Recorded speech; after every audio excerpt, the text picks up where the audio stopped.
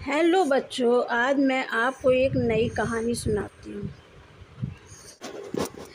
एक बार मिथेली नरेश की दुष्ट दरबारियों ने सुझाव देते हुए कहा, महाराज, शेर का दूध पीने से आप इष्ट पुष्ट हो जाएंगे। समस्या यह थी कि दूध आएगा कहाँ से।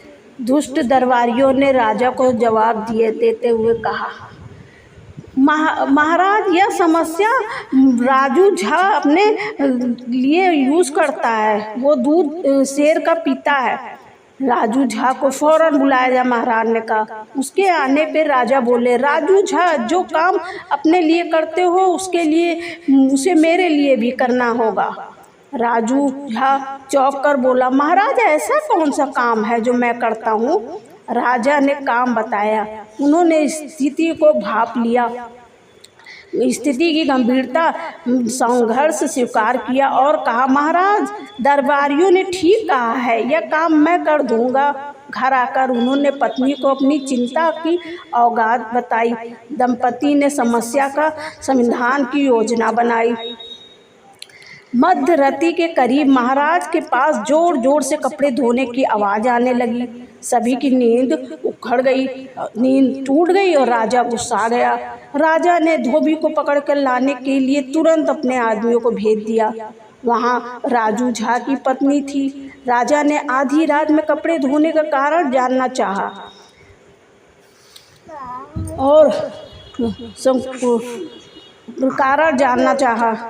तो राजू झा की पत्नी बोली, महाराज, उन्होंने शाम से ही प्रसव पीड़ा हो रही है और उन्हें एक शिशु को जन्म दिया है। इसी कारण इस कपड़ा को मुझे धोना पड़ रहा है। राजा ने शर्म से कहा, बिल्कुल असंभव, पुरुष कहीं बच्चा जनता है।